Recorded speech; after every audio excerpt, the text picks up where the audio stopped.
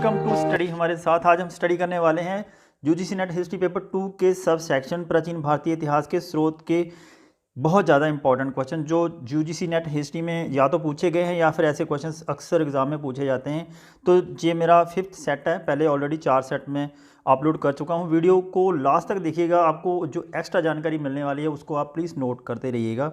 तो ये जो सीरीज़ है यूपीएससी हिस्ट्री एग्ज़ाम की जो तैयारी कर रहे हैं उनके लिए भी उतनी ही इंपॉर्टेंट है, और जो यूजीसी नेट की तैयारी कर रहे हैं उनके लिए भी बहुत ज़्यादा इंपॉर्टेंट है। वीडियो अच्छी लगे तो वीडियो को लाइक करना और चैनल को सब्सक्राइब जरूर करना, साथ में बेल आइकन की घंटी है इसको जरूर दबा देना। और एक बात कहूँ, यदि आपको वीडियो में कोई प्रॉब्लम आती है, किसी ऑप्शंस में आपको प्रॉब्लम आती है, तो आप नीचे कमेंट सेक्शन में कमेंट कर सकते हैं, अच्छा सा सुझाव दे सकते हैं। आपके सुझाव के तहत हम काम करेंगे तो वीडियो को और भी अच्छा इंप्रूव करके बना के नेक्स्ट वीडियो को लेके आएंगे। यदि आपको मेरी वीडियो का पीडीएफ चाहिए जो that is free of cost है, टेलीग्राम चैनल की एक एप्लीकेशन, उसको डाउनलोड करिए, वहाँ पर सर्च करिए स्टडी हमारे साथ, तो आप वहाँ पर उसको ज्वाइन करके इसका पीडीएफ भी डाउनलोड कर सकते हैं। सिलेक्टिव क्वेश्चन है जो आपके आने वाले समय में बहुत हेल्पफुल होने वाले हैं। 96 क्वेश्चन है, द अर्बन डे के एम शूद्रज इन एनिशेंट इंडिया नामक पुस्तकों के लेखक कौन हैं? ऑप्शन ए है ए घोष, बी है BNS यादव, सी ऑप्शन है रोमिला थापर, या डी ऑप्शन है RS शर्मा। तो दोस्तों ऐसे क्वेश्चंस को करने के लिए ना आपको एक अलग से नोटबुक पे एक पेज बनाइए, वहाँ पे सभी जो राइटर्स हैं इनकी जो बुक्स हैं, जो इंपॉर्टेंट बुक्स हैं वो आपको मिल जाएंगी, वो आप नोट कर लीजिए, उसको बार बार रिवाइज करिए, तभी ऐसे क्वेश्चन का आंसर कर पाएंगे। द अर्बन डे के MM शूद्रज एंड एनिशेंट इंडिया नामक पुस्तक जो लिखी थी RS शर्मा जी के द्वारा। यहाँ पर ऑप्शन डी इसका राइट आंसर है।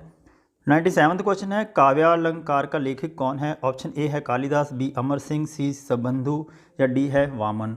तो काव्यालंकार का लेखक जो थे वो थे वामन, ऑप्शन डी यहाँ पर राइट आंसर है। वामन को एक और नाम से भी जाना जाता था, उनका नाम था भामा। कहीं भामा लिखा आ जाए तो उसका मतलब है वामन, तो भामा ने लिखा था काव्यालंकार, तो यहाँ पर राइट ऑप्शन है ऑप्शन डी। 98वां क्वेश्चन है, भगवत गीता महाभारत के किस पर्व का भाग है? ऑप्शन ए आदि पर्व, बी है अनुशासन पर्व, सी है भीष्म पर्व, या डी है शांति पर्व।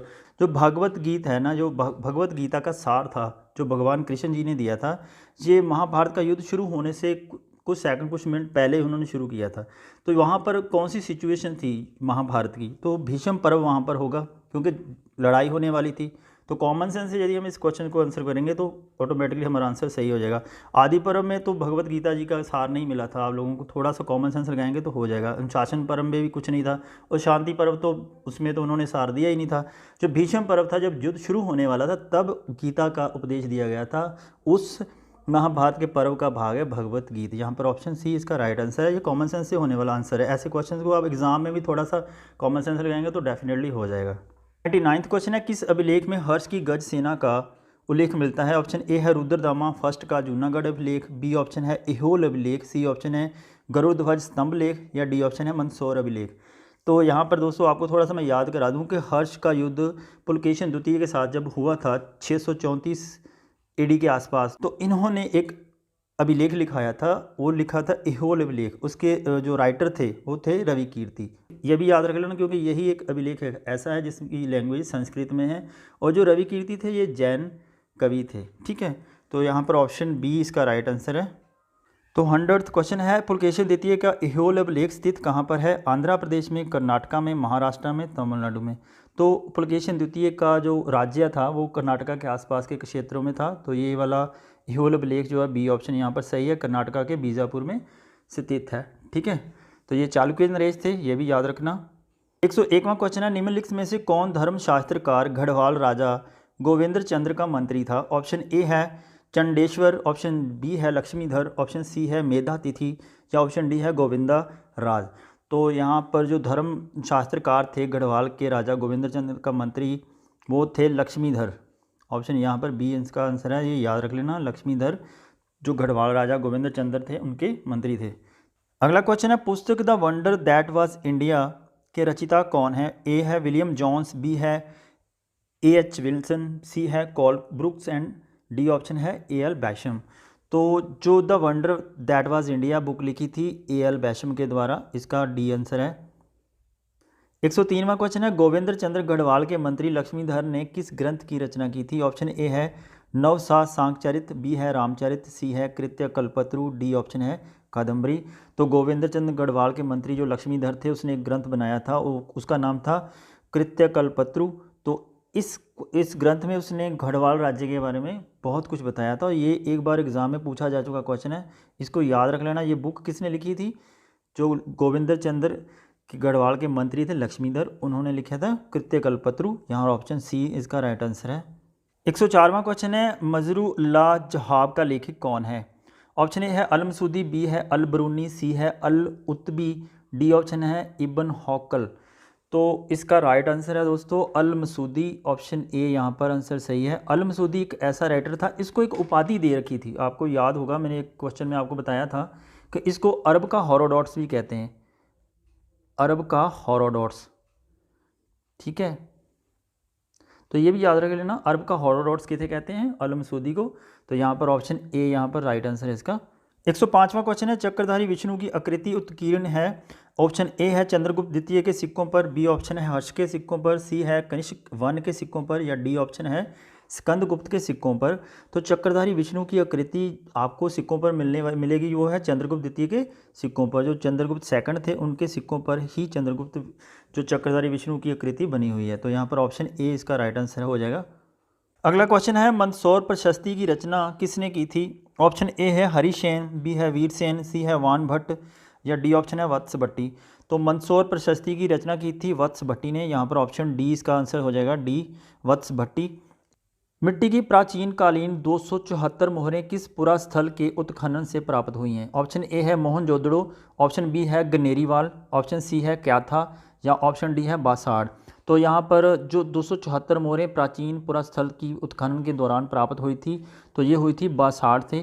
तो यहाँ पर ऑप्शन डी इसका आंसर है। 108वां क्वेश्चन है, महाभारत में उल्लेखित कुछ स्थलों का पुरातात्विक स्थलों से समीकरण किसने किया है? ऑप्शन ए है HD संकलिया, बी है BB लाल, सी ऑप्शन है GR शर्मा, और डी ऑप्शन है ए घोष।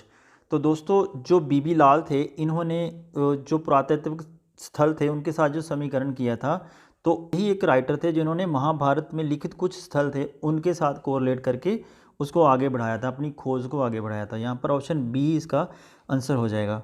109वां क्वेश्चन है, the urban decay and Shudras and ancient India नामक पुस्तकों के लेखक कौन है? ये क्वेश्चन रिपीट हुआ है, 96 नंबर पर भी ये क्वेश्चन है। तो इसका राइट ऑप्शन है RS शर्मा, ऑप्शन डी यहाँ पर सही है। 110वां क्वेश्चन है, हरिभद्र सूरी की समरादित्य कथा का संबंध किस संप्रदाय से है? ऑप्शन ए है ब्राह्मण, बी है बौद्ध, सी है जैन, डी है आजीविक संप्रदाय।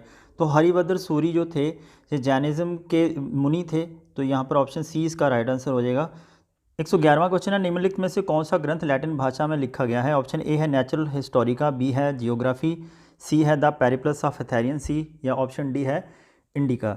तो जो ग्रंथ लैटिन भाषा में लिखा गया था वो लिखा गया था नेचुरल हिस्टोरिका, ये लिखी थी प्लिनी ने।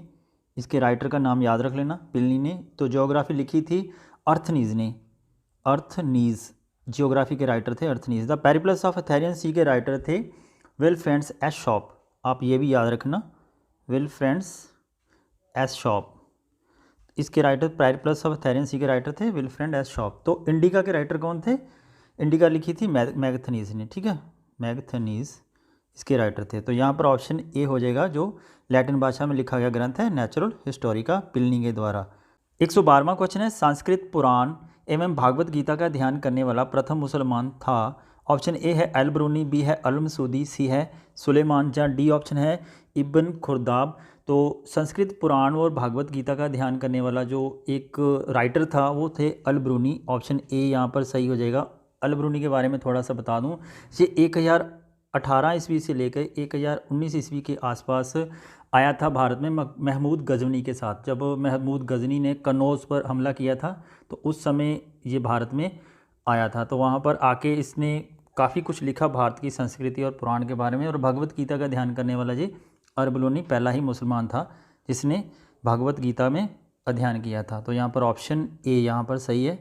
113वां क्वेश्चन है, युआन चवांग जिसका नाम ह्योंग सांग भी था ने, एक तो यहाँ पर ये याद रख लेना, ये कन्फ्यूजिंग वर्ड है, कई बार मिलान में आ जाता है क्वेश्चन में, कि ह्योंग सांग ने कितने अशोक स्तंभों का उल्लेख किया है। यहाँ पर इसका नाम कन्फ्यूजिंग है, वो मिलान में आ सकता है। जैसे ह्योंग सांग की जगह पर जुआन चवांग लिख दें, ऐसा आता है, कई बार एग्जाम में पूछा जा चुका है।